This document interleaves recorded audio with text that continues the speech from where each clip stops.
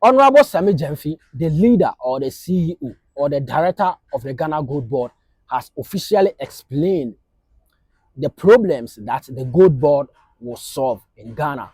And in fact, this is a very brilliant question from the journalist, because most Ghanaians don't even know the kind of problems that the GoldBod will solve for Ghana, and the importance of the GoldBod that has been established under the government of John Dramani Mahama.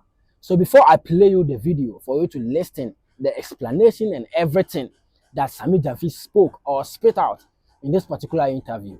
Firstly, if today is your first time seeing our channel or coming across our video, I'll plead with you to kindly subscribe to our channel and make sure that you like this particular video so that the voice of Pan-Africanism will not die or will not be buried.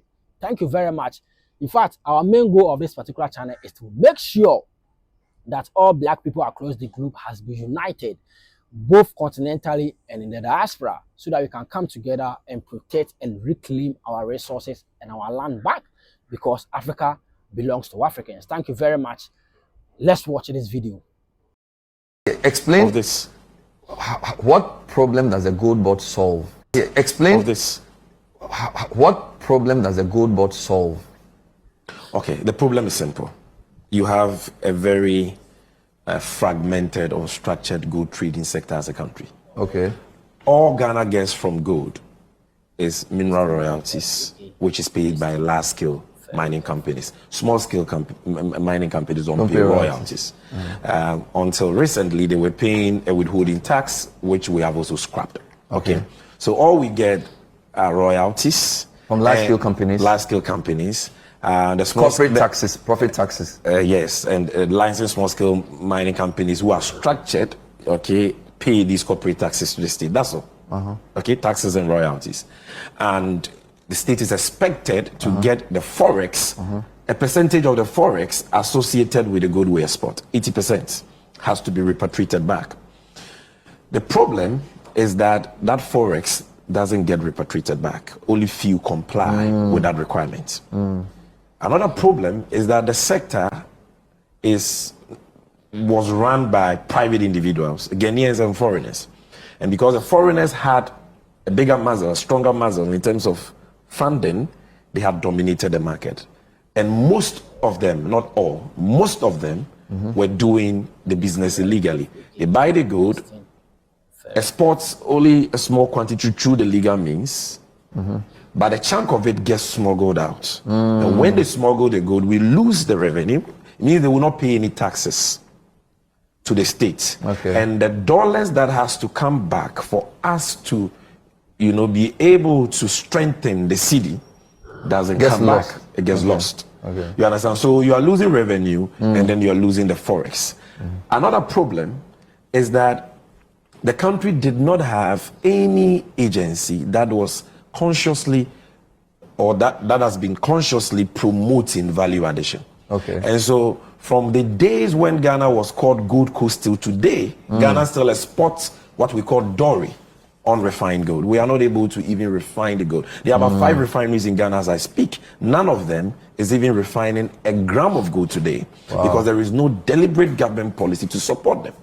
And so that refining charge, which should have remained in Ghana, ends up in Dubai or India. Unlike what Botswana does, where they cut their diamonds, they add value domestically. We just export the raw gold. Dubai doesn't mine gold. They don't have any gold, but they have a gold souk. We don't have a gold souk.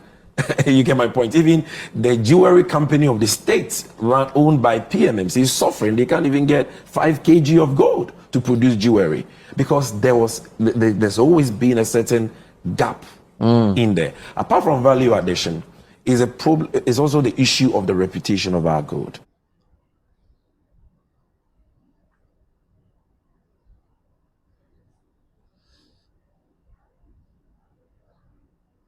Small-scale mining gives us about 40% of the gold we export. In 2024, small-scale mining alone gave us about 66 tons of gold. And that was some $4.6 billion of Forex.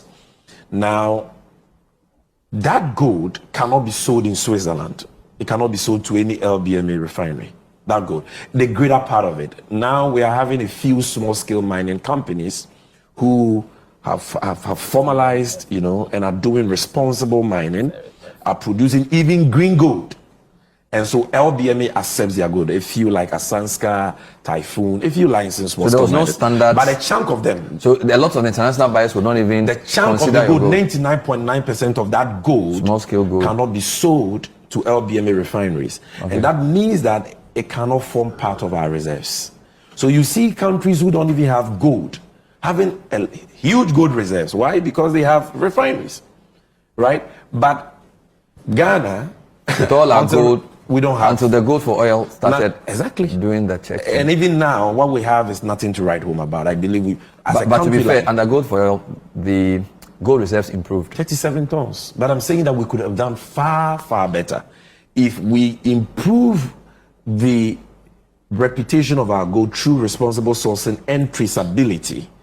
Okay, then that gold will be accepted by LBMA refineries, and that gold can be part of our gold reserves and strengthen the currency and the economy. Okay. So, three problems: lack of value addition, lack of traceability, and responsible sourcing in the small scale mining sector. Okay, which then limits the Bank of Ghana's capacity to accumulate gold reserves from the small scale mining sector, and above all, you know, the fragmented nature of the gold trading sector. Where you have multiple state agencies buying gold. MIF is buying gold with gold royalties. Bank of Ghana is buying gold. PMMC is buying gold. Everyone is buying gold, competing with, you know, private Ghanaians, competing with foreigners. And then nobody's regulating them.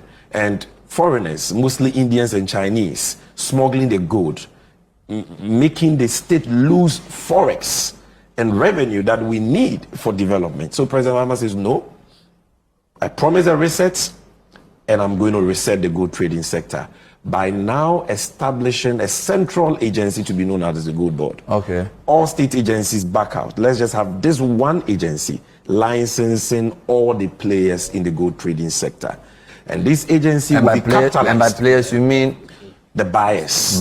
Those who can buy gold, those who can aggregate gold, those who can smelt gold, those who can transport gold, those who can store gold. So not those who mine gold. That's, no. That's Minerals the Commission. Mining of gold is still under the Minerals Commission, the Ministry of Mines. So once the gold is mined, everything else how they do it is to traded. It, the trading of gold. Exactly. Because if we want to optimize value for money and national benefits, it must be across the value chain. It cannot just be from taxes and royalties from mining.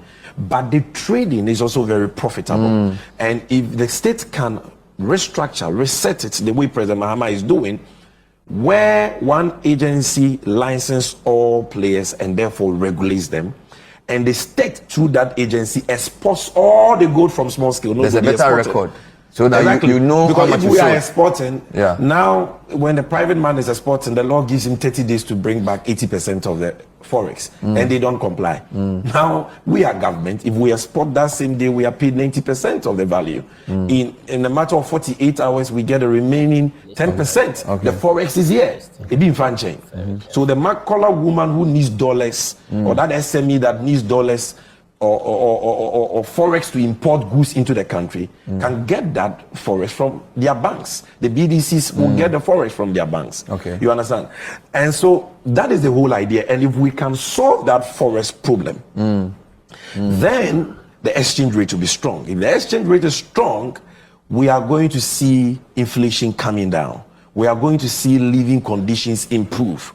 And every Ghanaian is going to feel the positive effects in their pocket. That is the whole essence of gold. But so it's not explain this. Thank you very much. I know you have now understand the reason why this particular GoldBod was established, and now you have a clear understanding and the real problems that the GoldBod will officially solve in Ghana. In fact, I really vote for the GoldBod because this particular GoldBod will help Ghana a lot, and I see the GoldBod as one of the most powerful element that has been established in the history of Ghana politics, because this GoldBod, firstly, it will help us take full control of our gold, and secondly, it will limit the exploitations of our gold, and thirdly, our currency will be officially backed by our gold. That will make sure that will be a very big win for the Ghanaian currency, the Ghanaian cedi, to be strong against foreign currencies. Do you understand? So that this currency will be strong. So the GoldBod has a lot to offer, to we Ghanaians. So let us all come together and support so that Ghana will be a better place for all of us. Thank you very much. Like this particular video to keep the Pan-African voice alive, and make sure that you share this particular video to your fellow Ghanaian and your fellow African. And don't forget to subscribe to this particular channel and keep the Pan-African voice alive. Thank you very much. I really appreciate everyone, your support and everything. Thank you very much. We shall meet in the next episode. Bless.